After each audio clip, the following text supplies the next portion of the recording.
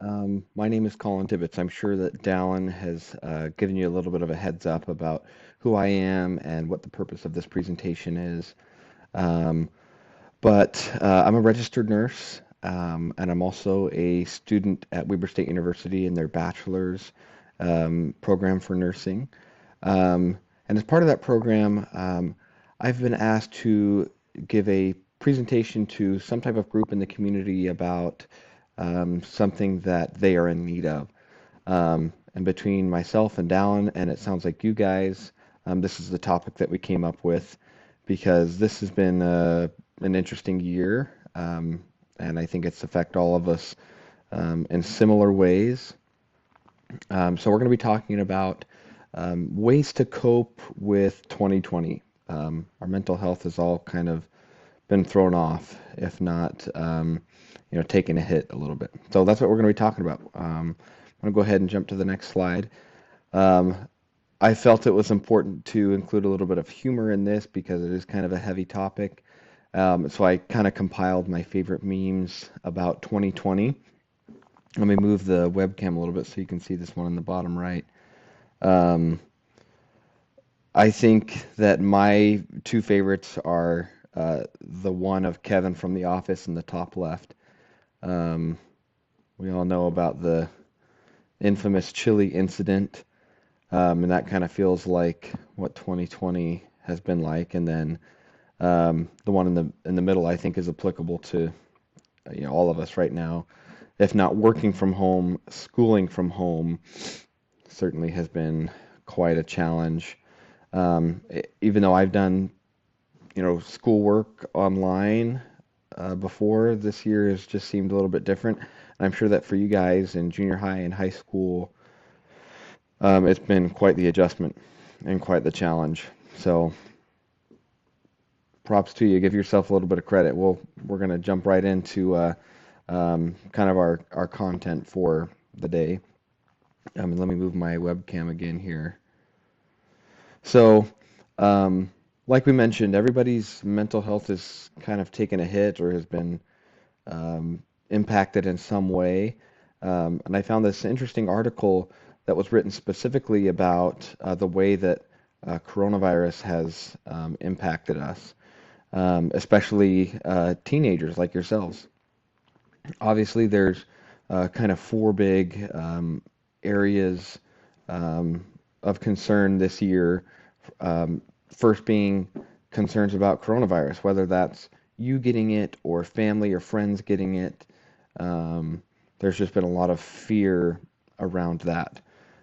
Next, like we mentioned, online learning is a huge adjustment for you. It's like nothing you've ever done, and you're being asked to do a lot, and so that's contributing to some anxiety and some stress and maybe some fear and worry. Um, Another big problem, I guess you could say, with the situation that we're in this year is the fact that we've had to be isolated. We've had to be quarantined with state mandated isolation periods, and so we've not been able to be around friends and some family members, whether that's extended or close if you don't live with all of your siblings. Um, and that's taken a toll on a lot of people, and I'm sure you guys, with the period of life that you're in, friends are huge. You know, you are used to going to school every day and being with friends in your classes or hanging out with friends after school, and that's all been kind of stripped away. Um, and then lastly, kind of as a result of everything, the study showed that more teenagers are spending an increasing amount of time on social media. Um, and there's an issue with that. There's a direct correlation between use of social media and being on your phone and being on the internet and um, rates of depression and anxiety and worry. And all of these things have contributed to the worsening of depression, anxiety, fear, and loneliness this year, especially in teenagers like you. Um, However, um, Having said that, we're going to move to a more positive note. We're going to be talking about what things you guys can do that are friendly to teenagers, that are friendly to the circumstances that we're in, that can help you to combat all of these feelings. Because if we don't do something about it, even when all of these factors go away, that can affect our psyche enough to where we have chronic problems. We're chronically depressed or chronically anxious. However, like I said, to the rescue are the following coping strategies. Um, we're going to pick up right where we left off. Try not to spend too much time on social media. I know a lot of phones nowadays um, have little timers that you can set on certain apps, so it will lock you out for the day after 30 minutes, 45 minutes, an hour, whatever it is. Um, so I just wanted to put that on your radar that social media and being on there a lot may contribute to some of these feelings that you're having. So try to stay off social media, not just because it's social media, but because a lot of the negative news sources and the over-exaggerated news sources um, have taken advantage of the social media platform and have kind of instilled fear in a lot of people. Um, Move my webcam so you can see those little graphics there. Second, it's important that you connect with your friends virtually. Like I said, you're not able to be with them at school, you're not able to be with them at each other's homes, but there's other things that you can do to connect with them and kind of combat that feeling of loneliness and make things a little bit easier for yourself. I put up this picture here of the Netflix party, which is something that the streaming service has put out to kind of help connect people, where you can have a watch party. One person starts a movie and they host it, and people are able to join in and watch together in real time. Obviously, you're not together, but you can hop on a group call or a group text message and, text each other things that you like about the movie as it's going on, or chat about it afterwards. But it seems like a small thing, but it's something that you can do to feel a little bit more connected. Um, I know that there's some video games that you can play together and chat together in real time, and that's another option as long as it's done in moderation. The next thing that I found from my research is that it's important that you're present with your family. It was interesting. It showed that even though people are home more, they're quarantining, they're isolated, a lot of teenagers were still spending less than 30 minutes of time face to face with parents and siblings that they lived with. Um, and that correlated with an increase in anxiety and depression. So you may not like your parents or your siblings right now. They may be getting on your nerves because you're stuck in the house together all the time, but take some time to disconnect from everything else, sit down, play some games together, play Life, play Monopoly. Maybe not Monopoly. Monopoly might contribute to the feelings of anxiety or stress. Watch movies together, have dinner together, and not be on your phones. It may seem strange to you right now, but the science has showed that being present and having face-to-face time with your family and your siblings is important. You're disconnected from your friends, but your family can be your friends too. Um, Lastly, this may be something that you're already aware of, and this is something that's not new to the pandemic era that we're in, but physical activity is a huge way to combat feelings of anxiety, stress, and depression.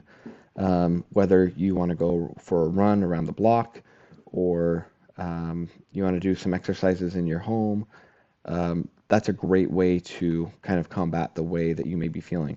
I put a little graphic here of the 7-minute workout, which is an app that you can get free on your phone, and it takes you through a quick 7-minute workout. So for those of you that don't particularly like to work out, that's something that you can do, because even if you don't exercise or go to the gym, you're missing out on physical activity, being at school, walking around, having PE, and you're just kind of cooped up in your house.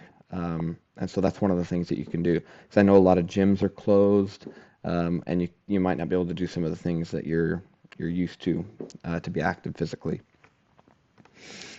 The last two that we're going to talk about are some mindfulness and meditation practices. Specifically, yoga is one, and I'll move the webcam again here, and then meditation apps or walkthroughs, whatever it may be. So it was found that yoga, doing that twice per week, increased people's ability to be mindful and to have self-compassion. And what I mean by mindful is being aware of your emotions and your thoughts and being able to process them um, logically and to kind of disconnect emotionally a little bit so that you're not ruminating on things and toilet bowling and getting more anxious and more stressed. And yoga was one way that you can improve upon that. And what was interesting is it doesn't matter how long your session is. If you want to do yoga for 5, 10, 15 minutes, great. It was shown to have the same benefits as people that did it for an hour, 5 times a week. But if you're doing it at least twice a week for a couple of minutes, just stopping and taking a break, there were some major benefits there. And I've also linked that same app, the 7-Minute Workout app, also has yoga walkthroughs. So I think that's fantastic. There's free apps out there for you to learn yoga. You don't have to be professional at it. Next, I have a picture here of an app called Calm, and that's just one of dozens that you can find on your phone. Or you can go to YouTube, and they have meditations that you can do.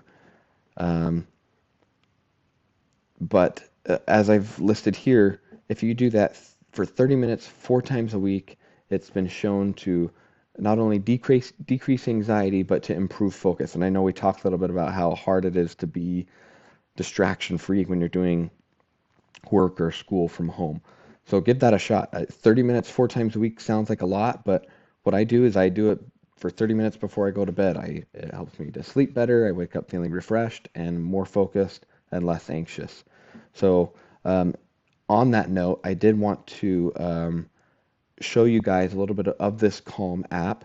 They also have a YouTube channel where they do live streams of something called their Daily Calm, which is a daily 10-minute meditation and mindfulness practice that they do every day. And they live stream it to their YouTube channel, so you don't have to subscribe to the app, and you can do it that way. So I'm going to jump ahead to this next slide, maybe.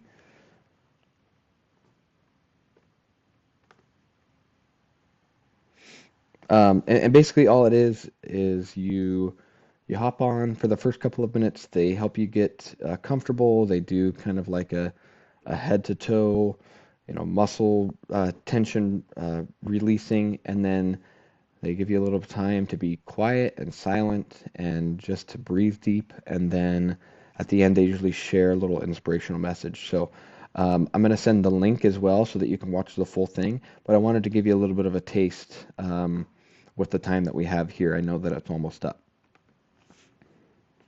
Let this load here for a second.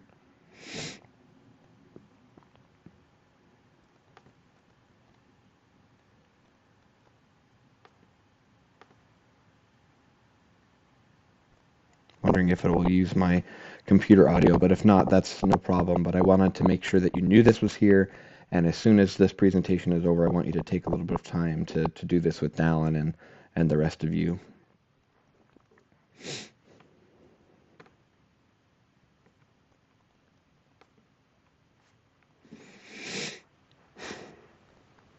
Wanted to make you aware that this was an option for you. Anyway, it may not work with the computer audio, but give it a shot. Like I said, you can do this from your phone or your computer. They have a live stream every day with this meditation. You can go back and watch it too. That's what this is. Anyway, thank you for your time. I hope that these things are helpful for you. If you have questions, you're welcome to have Dallin text them to me, and I will shoot him a text back. And you can get answers that way, or I'll provide you with my email, and you can email me there, and I will do my best to answer your questions. Thank you.